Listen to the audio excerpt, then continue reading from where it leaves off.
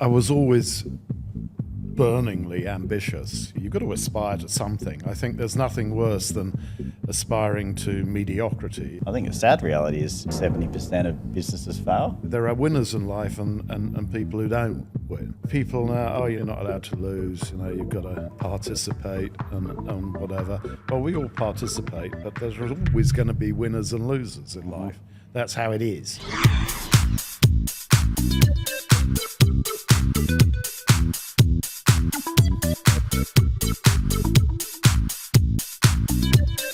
Hi, this is Alex. Are you a business owner, CEO, or C-suite executive? If you're interested in finding out more about learning from lived experience, click on the link in this episode and get in touch. Okay, welcome to the Mentalist podcast. Today we've got Mike Smith joining us and Alex Smith as our co-host. Sorry, Alexander the Great Smith.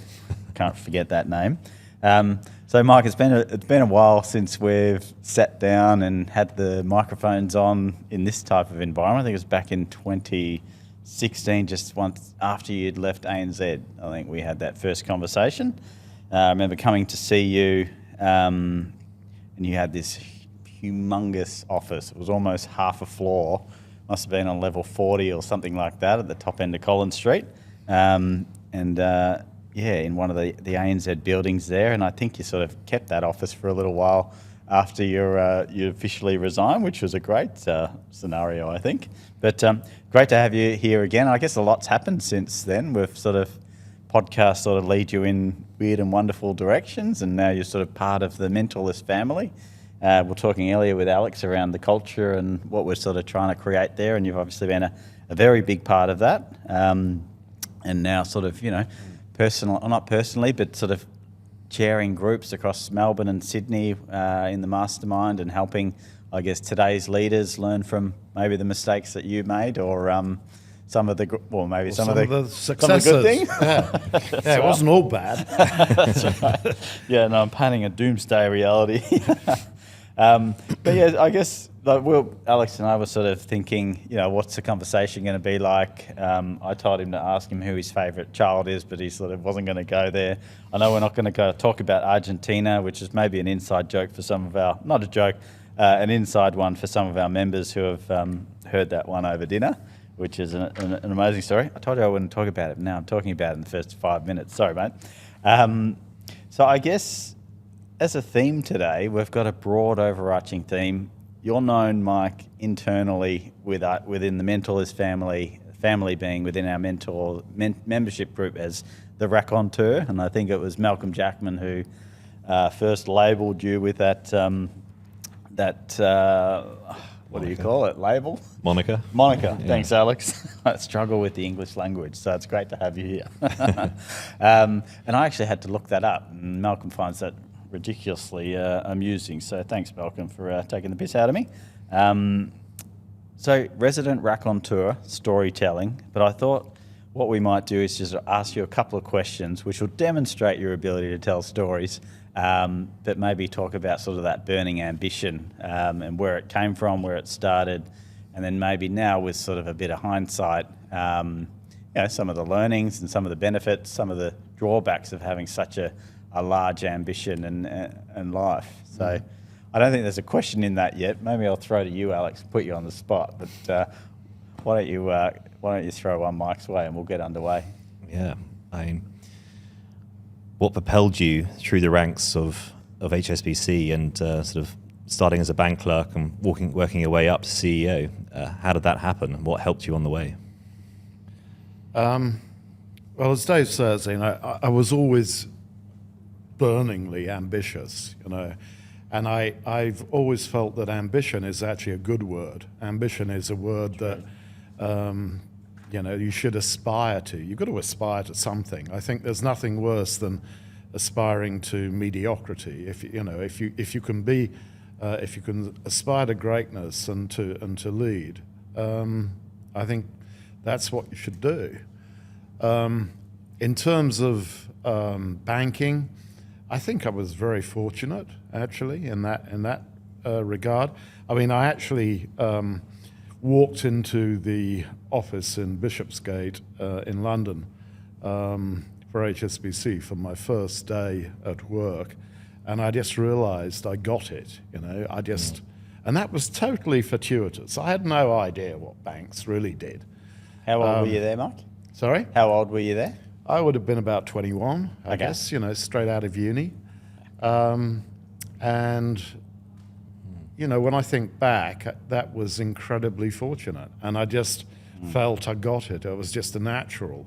Yeah. And I never looked back. But I felt on that day one day I want to run this place. And to me, that seemed to be like a good ambition. I mean, if I go back further, I didn't particularly enjoy school. I wasn't academic. I think I was a little bit different in some ways. Where are you when you're in school? Is this London or are you in?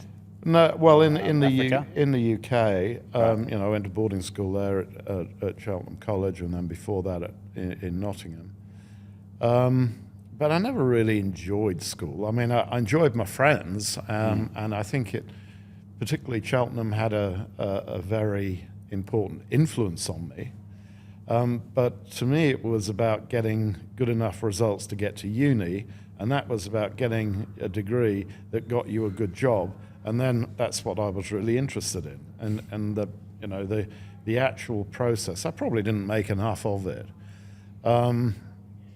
but going into the bank, I suddenly thought, okay, this is it. This is where I need to be, and sort of whatever it is, 8 or 9 countries later, I became the CEO and of the old Hong Kong and Shanghai Banking Corporation, which is the job I wanted.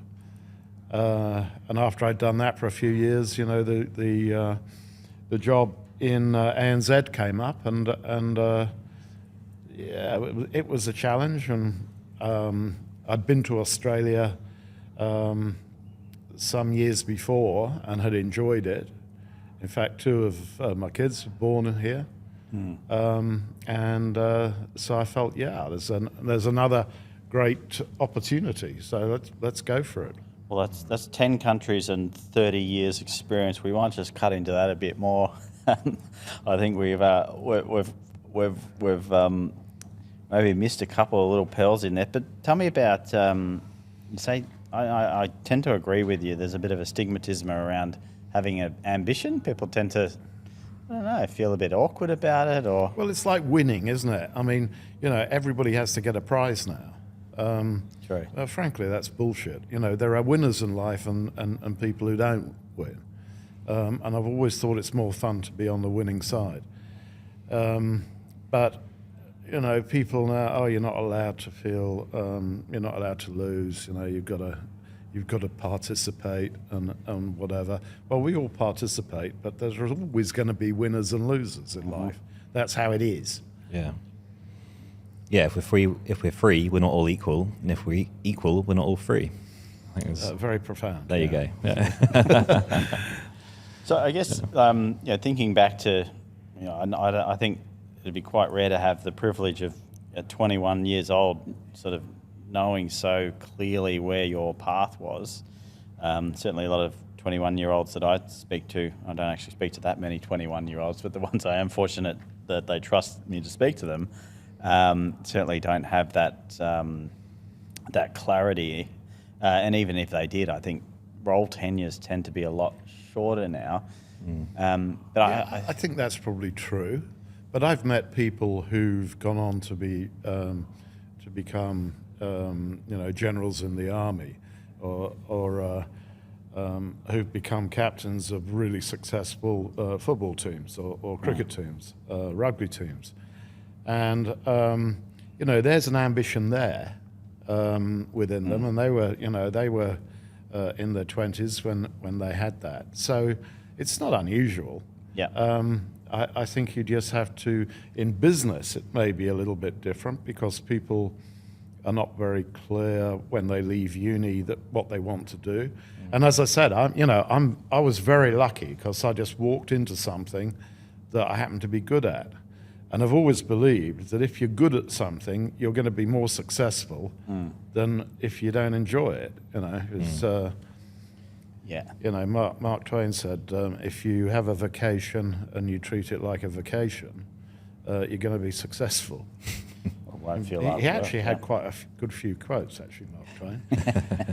We'll put them in the show notes. Yeah, I'll come back to that. So just back to sort of, I mean, 10 countries. Do you find, so with that sort of benefit of experiencing these different cultures, do you find in Australia, is that where the sort of hesitation around ambition is more prevalent? Like when you compare it to America or other cultures? I don't think it is, because I think, when you've got a country which is and it has a large element of immigration and immigrants to it. I mean, what do immigrants bring to the country? They bring that entrepreneurial flair. They bring that have a go. They've often come from nothing. And you look at the really successful business people and actually in other walks of life in Australia, a lot of them come from that immigrant background. Right. Where they have been, they've given it a go and they've succeeded. So I actually think that Australia represents ambition really well. But in these days of political correctness and everything has got to be equal and égalité and whatever. I mean, if you ask the French, what does égalité, liberté and fraternité mean? You get a different answer from every one of them.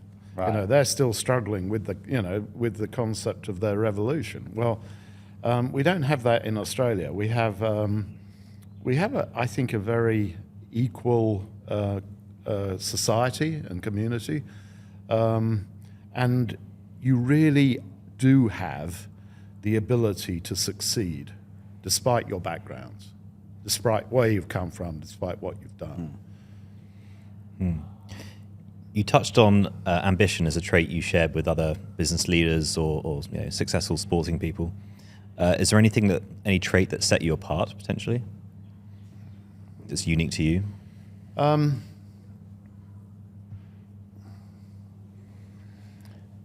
No, I doubt it. I think there's a few things I probably do better. I think I'm more courageous, and I certainly found that out. What you are like under fire, literally. That sort of thing. You just don't know how you'd react, and I'm incredibly calm in a crisis, and that I think is very helpful.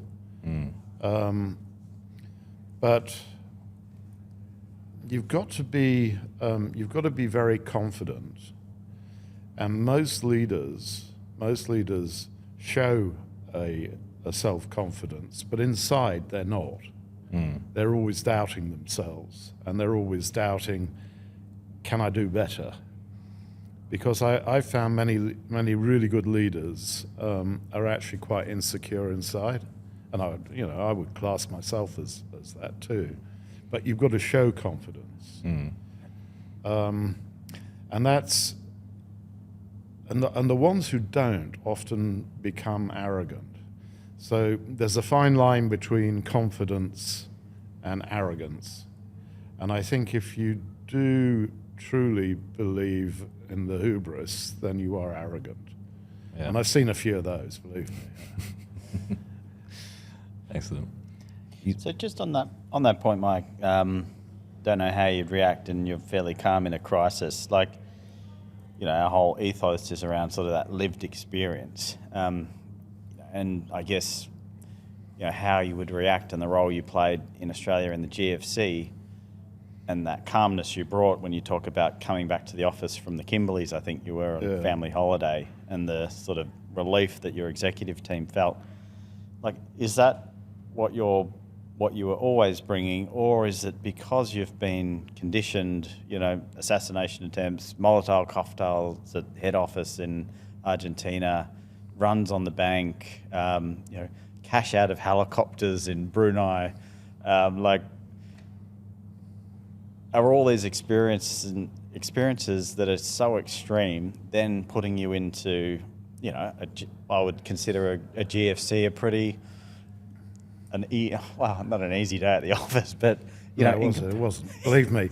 I mean, the GFC in Australian terms was actually quite serious. I mean, it really was. It was a crisis that was actually probably more profound or potentially profound than COVID. Now, COVID sort of affected everybody, so we're all sort of used to it. But actually, what happened within COVID, it was not so much the issue with the disease itself, it was the government reaction to it and what they insisted people do.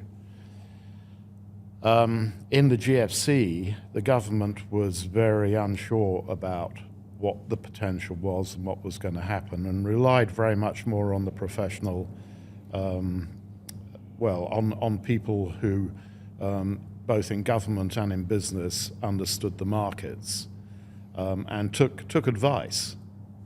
And I think that enabled Australia to come through in a very good way in terms of the GFC. But I mean, I'd seen dozens of crises in my career. I mean, I'd lived through a lot of them, and the implosion of Argentina at the turn of the century, in 2000, 2001. In terms of what you could do to a country, I mean, that was cruel. That was really cruel. And so I guess the learnings from that mean that, well, let's put this into perspective.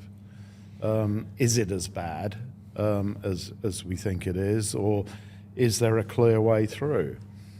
And I think that concept of having different options when you're in these situations is incredibly important, because that certain routes will get closed off. So you must have optionality to move forward. And a lot of executives do not like living with ambiguity. They don't like living with uncertainty. Yeah. And I'll tell you now, and this is a truth, that the only certainty in life is the uncertainty. That I can guarantee. It reminds me of the most unprecedented thing right now is the use of the word unprecedented, which is a bit of an in-joke within the memberships. Yeah, I mean, what goes around comes around, and always has.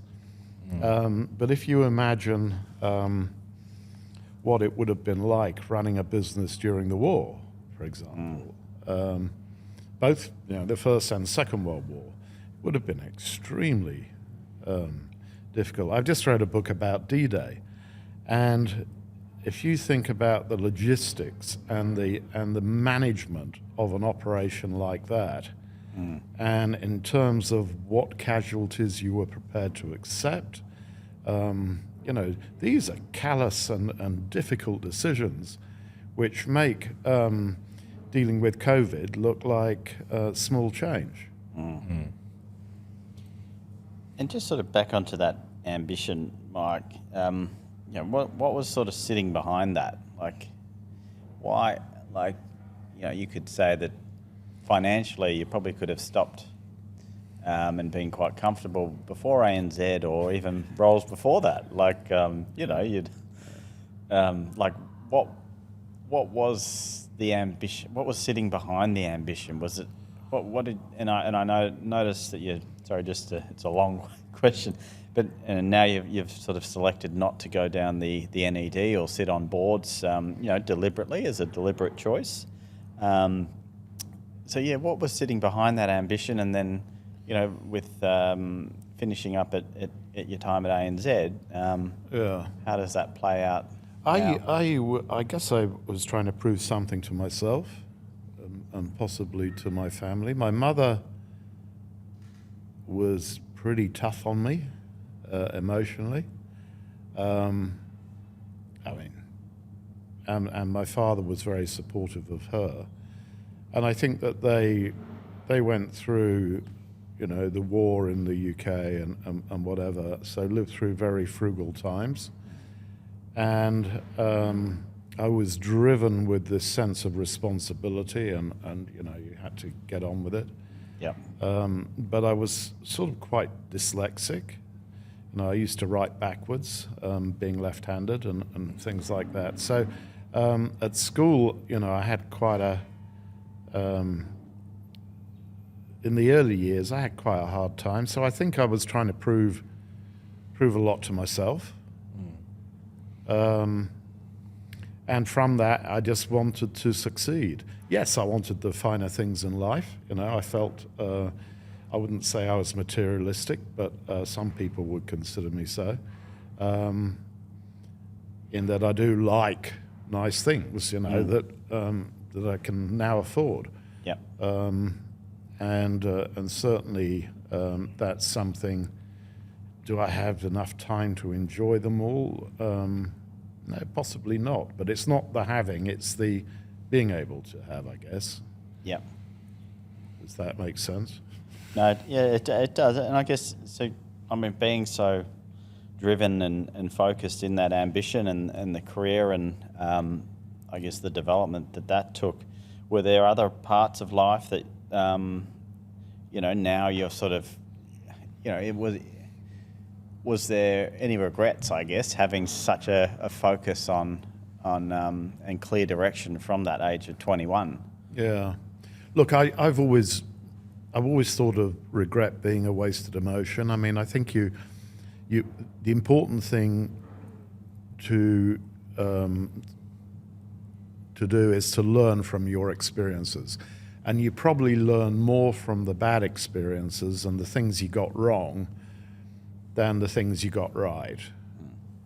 And I think it's very important to observe people as well. You observe people who are doing stuff, be it government leaders, ministers, be it business leaders, and you can see what they do wrong, and you think, oh, why didn't he just say, or why didn't she just say, something that a little bit differently. Yeah. I'm in a very fortunate situation now, in that I don't care. I don't have to be politically correct, or I don't have to be, That's right. beholden to the politicians. It doesn't worry me. I think that's what our members enjoy with you as well, Mike, when you speak with well, them. to be fair, I never did worry too much about what they thought. But I've always felt it's good to be honest and call it out. I think being honest is a very that requires strength and courage. And I think that that as a value is a really good one. And a few of our politicians could do with a dose of honesty. Do you think that willingness to be honest and have that strength to speak your mind hindered you in any way? Well, it certainly didn't make it easier at times, and there were there were moments when I got into verbal fisticuffs, with some very senior people. But I felt that their actions at the time needed calling out, and I don't think I ever did something that was silly. And to be fair, my board never called me out on it either. They said it might be a good idea to find a way of repairing the relationship afterwards, but they never actually called it out and said, no, we don't want you to do this stuff. Yeah. They might have said it privately, but nobody ever said it to me. Yeah. And that also reflect itself in how you manage your teams in ANZ? Yeah, it was a very open discussion. I was probably regarded as being quite. I was demanding. I demand excellence, but I always felt that I was approachable, and I always felt I was fair. there are always two sides to every story, and I've always believed that. And as I've said to many of the members before, when decisions reach you as a CEO, it's 50-50. You should only be looking at the really difficult decisions because that's what you're paid for. Yeah. That's your role. And if stuff is getting to you that's 80-20, then frankly, some of your team are not doing their job. So, look, I mean, some of my staff thought, some of my executive team thought I was great, and some of them probably didn't really like me very much. But you have to have a disparate group of people. I mean, if your whole executive team is in your image, your own image, you'll get on famously. It'll be brilliant, and you'll have great fun, but it will be hopeless because you won't cover off the complementary areas that you need covering off that that you can't do. Yeah. So you've got to have those people who you might not be really that comfortable with, but you need them to fill those capabilities within the team. Yeah. So you're sort of talking about different leadership styles there a little bit, Mike. And as our sort of resident raconteur, which is basically, when I did look it up, so I'll just share, is basically storytelling, but doing it in a way that educates or passes on insight. So I think it's quite, when I did actually look it up, I think it is quite a good, what do we say, label or? Moniker, thanks, Alex. I guess, thinking about ANZ, there was a huge Asia strategy which you brought in, which was part of, why they, the chair got you across from Hong Kong in your role. I guess, tell me about being the storyteller in your corporate career. Was that something that you were consciously aware of, or something you look back now and think, actually, I was a bit of that's maybe what I did? And, you talk a lot about putting a light on the hill, which solidifies a strategy. So I'd like to hear maybe a little bit about your thinking on that. Look, I think everybody in life wants to know where they're going within an organization. That's human nature, what was that expression somebody used the other day? All roads. If you don't know where you're going, all roads will lead. All roads will lead you there. Yeah. I think it was a Roman. Alice in Wonderland. Alice in Wonderland. There you go. That's right. Thanks, Alex. Yeah, that's exactly right. I mean, and it's a classic case. So you've got to make sure that you are very clear with what you're trying to achieve. Now, you also have to articulate and explain why that is good for the business. And that's the storytelling. So that's where you have to really bring people on board with your concept and ideas as to why you're trying to do this. I mean, again, you think of someone like Eisenhower wandering around the troops talking, and his generals talking to the troops who were going to go on the beaches at D-Day. I mean, not one of them would have wanted to have done that, right? But they did it because they understood the need to do it and the fact that this was the choice that was being made. So it's not always a pleasant thing. You might be talking about having to close businesses or to shut areas down, as well as growth. I mean, growth is generally more fun. It's about I think in terms of looking at how to run a business, the growth cycle is the fun part. The business as usual, which is what I call the incremental growth, is frankly boring, and the and the downsizing is brutal. It's not easy. It's not easy stuff, but often more interesting than just incremental growth. Yeah. I always love to look at dynamic or quantum growth because that makes a difference. That's when your share price really does take off. And it's very hard to shrink to greatness, you know? Hey everyone, thanks so much for tuning in. If you're loving this podcast, please give us a 5-star review.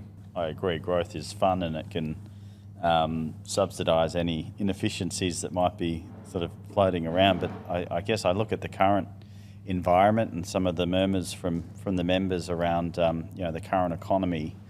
It's almost like we are in that boring, not boring, but it's not all about growth, and we've got a cash rate that's increasing, cost of debt's increasing, etc. I mean, this is an environment that a lot of our senior leaders haven't experienced in their lifetime. Maybe if you want to share a little bit about that. And well, I don't think it's that different. I mean, these interest rates were pretty common 10 years ago. It's not that unusual. And I think my first mortgage was 19.5%. That was a long time ago. But I think that when and somehow you managed, you just adjusted. And I think for businesses, the cost of borrowing, is there, but the cost of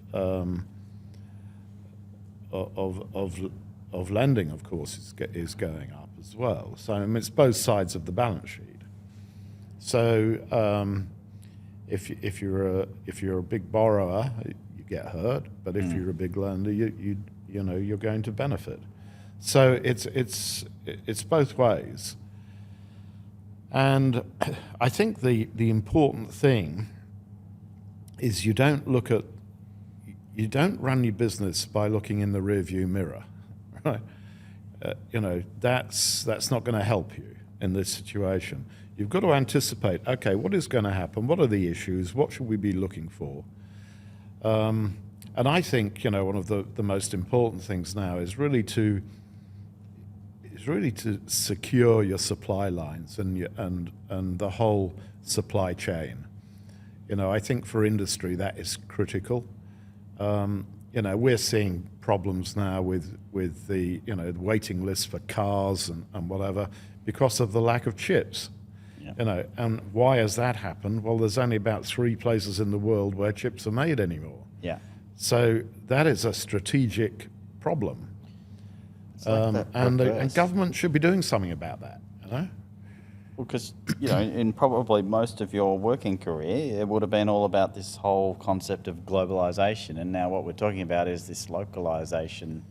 Well, no, I mean, it's still globalisation. I mean, the model is still globalisation, but it's globalisation with much more national interest. Right. And I think that makes all the sense in the world because you can't have globalization with parties like Russia and China behaving the way they are right now. Yeah. You cannot rely on them completely. It's just not possible. So. And there are others, there are other countries. Argentina's another classic one. You would never know what they're going to do next. Yeah. And they're a very rich resource country, but you don't know if the stuff coming out of there is going to actually arrive or at the right price that you agreed or contractually agreed on. Knowing what you know now, if you had to start out again, where would you position yourself? Oh, that's an interesting one. What would you do? I actually probably would have started my own business. I felt that during my life I've given my life and soul and every waking hour to organisations who looked after me, to be fair, but I could have done that for myself and for my legacy. And I think that's probably what I would have done had I started out again. It's the old Rod Stewart classic, isn't it? You know, if I know now, or if I know now, or if I knew then what I know now, life would be different. Yeah. Yeah. Very smart guy, Rod Stewart. Still going strong. Well, I think that's sort of a bit of a theme coming out now, and even the word entrepreneur. We were talking about it earlier, which is another label for business owner, and I think it's interesting to hear you say that you would start your own business going into your career now, and I think there's probably a few maybe exceptions, like the Atlassians, the Canvas, that really give a lot of profile to what that could be like, and then there's probably more the reality of what that looks like for most of us. And I think the sad reality is, I don't know what the statistic is, but I have a crack. I think it's like 70% of businesses fail in the first 5 years. Does that sound about right? I mean, you'd know that's probably about right. Yeah. But I think the key there is really to establish what type of business, where there is a gap in the market, where is your expertise, where what sort of thing could you do, and in what country. I actually look at my father-in-law who had an extraordinary good business in the agency work in food and beverages in Iran, of all places. Of course, that finished after the revolution, when his business was decimated. But he'd seen that niche, and there are other countries around that, some businesses are very, very interesting to set up. Yeah. Well, it's interesting. I mean, it resonates with a lot of the themes you were talking about, sort of owning your own business or starting your own business, having ambition, having that sort of strength of character, that belief in yourself, and that ability to communicate and vision. But also, David said it earlier, in that you've got to be a bit of a pioneer. You've got to try something different. That risk tolerance. Yeah, I mean, if you were born and raised in Australia and said, okay, this is the only place I ever want to go, well, good on you. You might be all right, but you're not going to have a really interesting life, because you won't have experienced other cultures, other things, other experiences.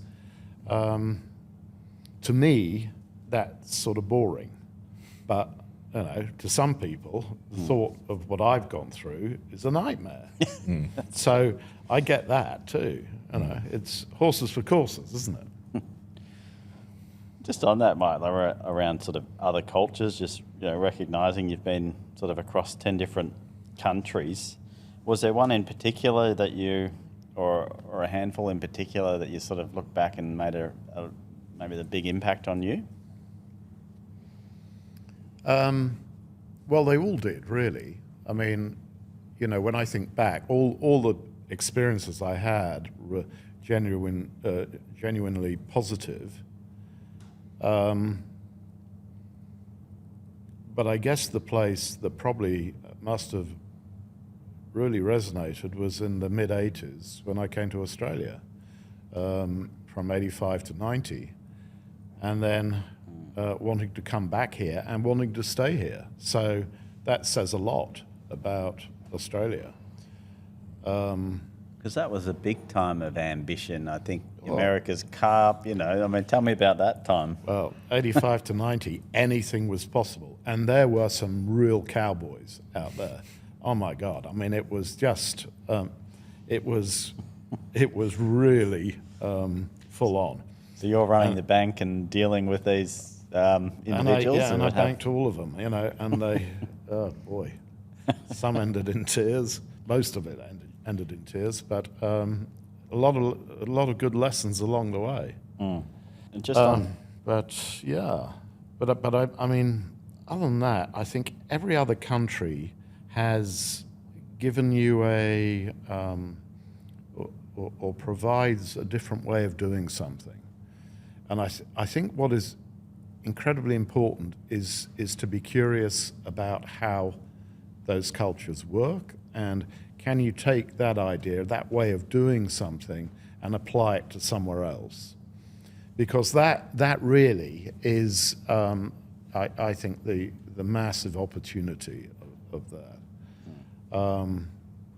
And I think over the years, you know, when I look at my time at ANZ, I'd pulled all this stuff that I'd learned from different parts of the world and different cultures, and pulled it all together and actually then created a story for the company. Fantastic. Thanks for sharing that. And I just had a question which just came to, well, I have lots of questions, but just on the entrepreneur side, I mean, you're sort of sitting across the other side of the desk in banking. There must have been some bets, or, you know, was there one founder or entrepreneur or something, some sort of enabler you did through banking that you sort of look back and you go, oh, I'm really proud that we sort of backed that one and that really worked well, or maybe didn't work so well? Is there sort of someone you can think of, or an airline, or? Yeah, look, I mean, I think Hong Kong was probably the most important. There were a number of people there who were clients who I backed, both in the good times and the bad times. And when you back people in the bad times, they never forget it. Never forget it. Right. You stand by them. And yeah, I mean, I've probably created a number of billionaires in my life, and yeah, I should be proud of that. What was your experience like on the advisory committee in Shanghai, or the economic advisory committee? That was really quite interesting because, and really the more interesting one was being on the Chongqing advisory panel. Of course, that was every type of industry, totally global. You know, you had the CEO of Ford, of a lot of the major Suez and you know, the major European and American companies as well. And what they used it for was to test theory and to test opinion, because in the communist regime, of course, you don't get feedback in a way that you would do if you had a free media or whatever. So they used to like to create these committees of the most senior executives globally, and they would get all this free advice. So it's better than any bloody consultant, you know. Yeah. You were getting the very best advice on what to do about a certain topic, because they would have a topic each time. Yeah. Shanghai was very much more financial, and that was more about the financial market structure and how that developed. But again, you know, it became the predominant capital market in China. Yeah, it's funny. It sounds like the model for Chongqing was sort of used in Mastermind, Mentalist. Well, to a degree, I suppose, but not quite the same the same way. We take little bits from everywhere. Yeah. So just back on ambition, Mike, and just, you know, calling out that you haven't sort of actively pursued an NED path. Do you want to maybe talk about, you know, your decision there and the different models between maybe an Australian Australian governance structure or board versus maybe an American, or you know, and maybe talk through your thinking about why you're not sitting on 20 boards now? Look, I've been a director of a public company for 25 years or something. Executive director. As an executive director. and I felt I had nothing to prove to anybody, particularly myself. I'm still a director of a couple of private companies, mainly out of Hong Kong, and what you find in private companies that 90% of the board meeting is about business and 10% is about process and compliance. In a public board in Australia, it's exactly the opposite way around. Yeah. So if you're interested in business, why would you go on a board?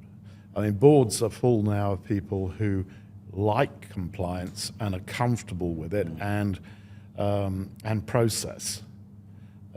So, you know, there are a lot of accountants, there are a lot of lawyers or with accounting and legal backgrounds who are quite comfortable in that stuff. And that's fine, but it means that those boards become very risk averse.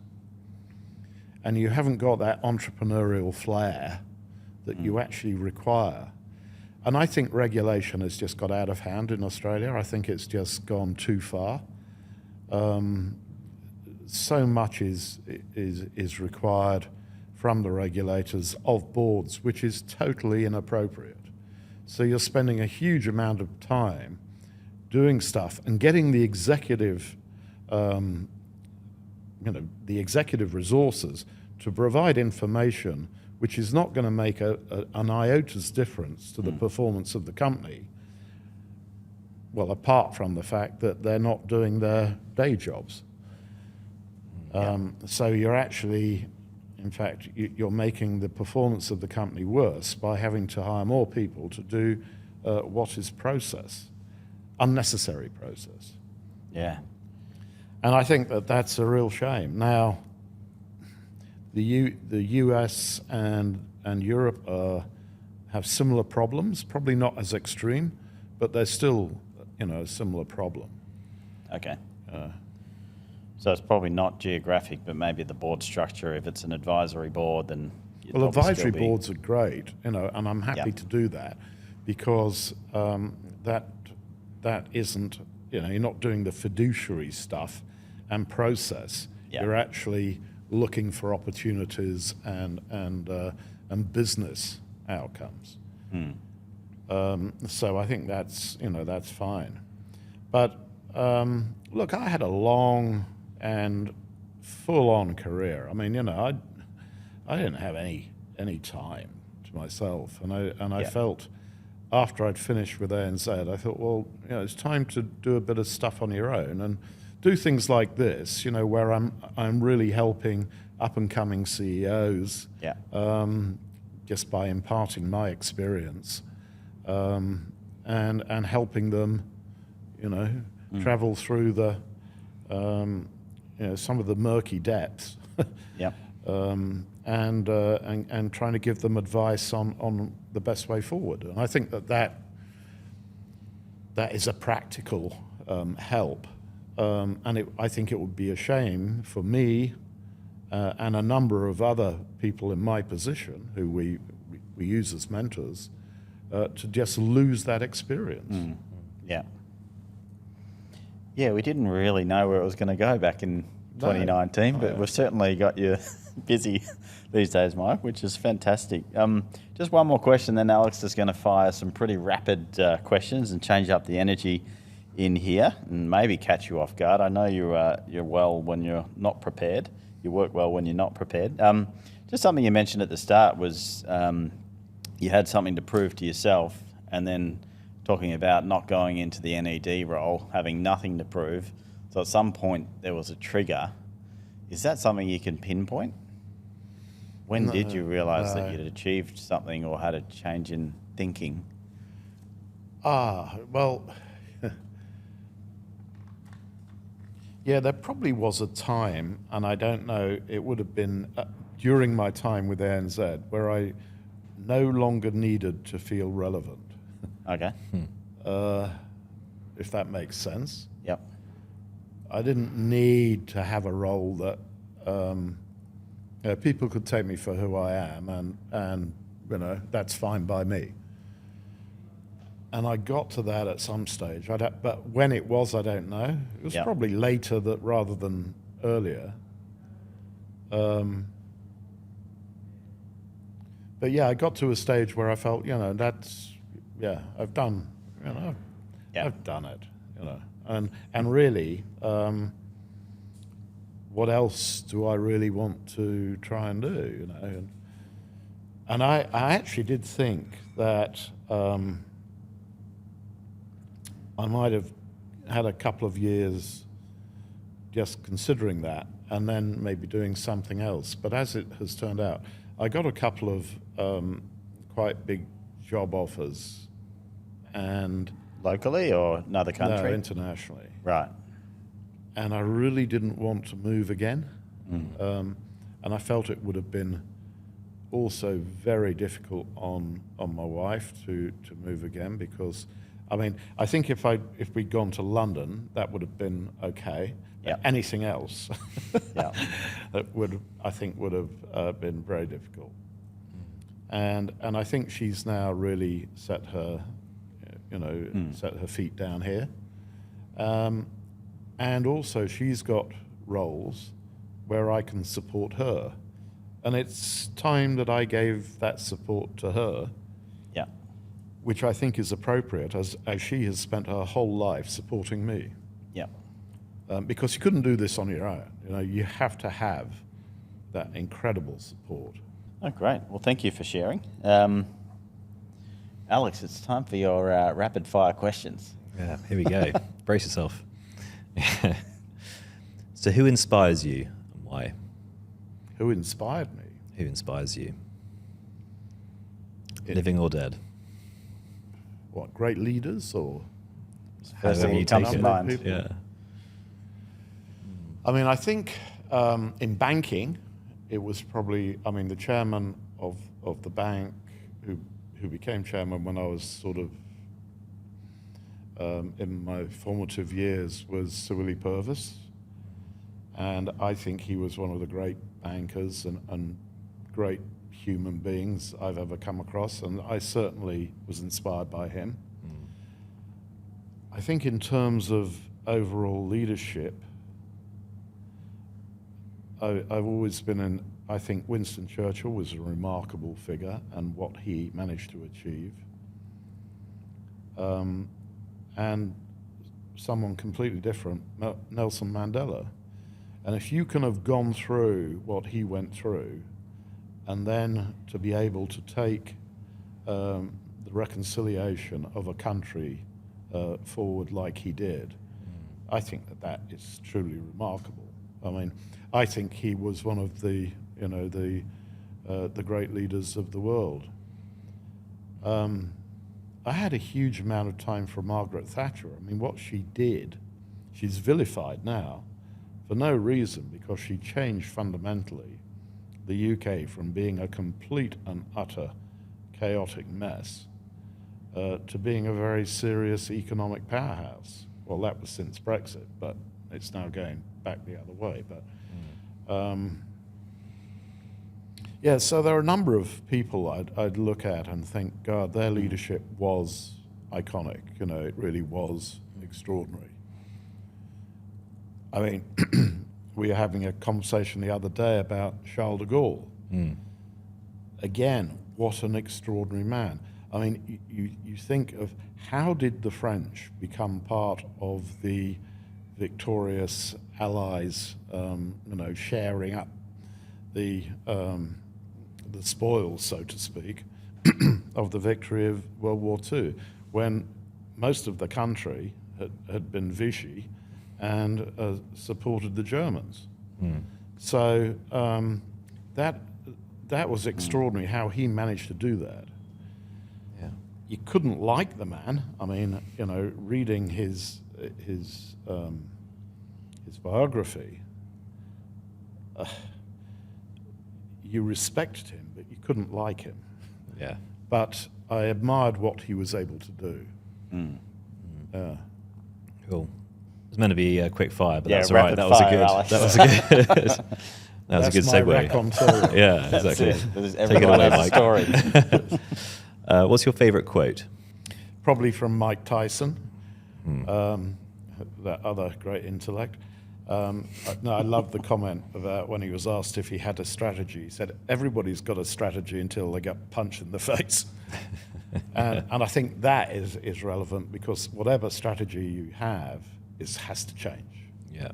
You know, it will never be the same as when you've written it. Yeah. It's good to plan. Yeah. All right. Which book or poem has had a big impact on you? I think I would say it would be a poem. I always thought it was Rudyard Kipling's If. I think it says so much about the values of people. And it was something that I always thought was resonated. You know, I always loved it. Yeah. Thanks. What would 10-year-old you say to you now? You should have given the Navy a go, mate. I don't know. I don't know. Well, you could have pioneered a life. Yeah, you would have certainly probably seen 10 or more Well, countries. yeah, possibly, but It's not too late. You can hop into the local regiment. You did some work with the Navy recently. Well, Yeah, sort yeah. of recently. yeah. But I feel what as a 10-year-old, what would you say to you now?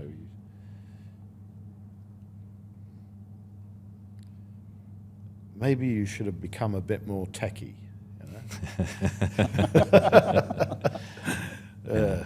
Yeah, I've seen your AV setup. Well, 10-year-olds are extremely tech-enabled now. They'll show you how to use your own iPhone. Exactly. What do you want to be remembered for? I think what sort of like a legacy. Yeah. I think my children probably is my biggest legacy, and that they turn out to be decent people. And so far, touch wood. I was going to say 2 out of 3 ain't bad. So far, that's pretty good. And I think that ensuring that the values that you live by are followed, I think that's quite a nice thing to happen. If you had to live in another time, when would it be? Oh, I'd have loved to be a pioneer in the 19th century. I mean, it would have been, oh, yeah. Pirate. Not a pirate, a pioneer. No, I Well, you think... could have been in the Navy then. Well, More yeah, of a bucket. Pioneering. Yeah. Bucket. Oh, yeah. Yeah. No, that would have been a fascinating time. Yeah. Anything was possible. Yeah. Well, if you came from, you know, like I do, from a British background at that time, yeah. I wouldn't have wanted to have been a labourer or miner or whatever at that time. Slightly harder. Uh, Yeah. Yeah, that's it from me. That's your rapid fire. All right. Yeah. Well, we might sort of close it off there, Mike. I did have one other question for you, just in the spirit of being our resident raconteur. One of the stories which you haven't mentioned that many times in some of our sessions, because it's probably not relevant in sort of what we're talking about with our members, but there was a story or a part of your experience where you would organise large amounts of cash to be used in part of a helicopter sort of cash in the sky scenario. Do you want to maybe just tell us that story? Because I thought that was fascinating. Yeah, well, that was when I was in Oman, and I was the private banker to the Sultan of Oman, Sultan Qaboos, and his family. And he would often go and visit villagers out in the desert. And his way of spreading largesse was basically to give them cash. So how he did that, he'd give me a ring, or he wouldn't give me a ring, his equerry would give me a call and say, can you pick up whatever, $5 million US or 5 million reals or whatever they wanted at the time in new notes from the central bank. So I then get onto the central bank and say, His Majesty wants these, and there'd be this intake of breath by when? And I'd say, I'll pick it up this evening. And they'd say, okay. So they would have a trunk of money. It was all small denomination, that was what he would ask for. I would drive up to the central bank, put it in the boot of my car, drive home, and just leave the car parked overnight at the house, because there was no crime there, nothing. And in the morning, I'd run it down to the palace, and somebody would just sign a chit, and it would be put in the helicopter. He'd go off, and his bodyguards, when they were over the village, would, after he'd left, would just toss out this money, and it would just be flushing around, and they'd all be collecting it. And that was one of the ways he did spread some of the love. Proponent of trickle-down economics. Yes. Wow. All right. Thanks, Mike. Well, thanks for your time today, and I really enjoyed the conversation. And Alex, I'll let you just close it off. Yeah. Well, thanks very much, Mike. It's good to have you here. Thank you, Dave. It's been a pleasure. Many thanks indeed. Hey, this is Alex. If you enjoyed the content so far and you want us to do more, if you want to hear more, click the subscribe button. It allows us to bring on more guests in the future. Thanks.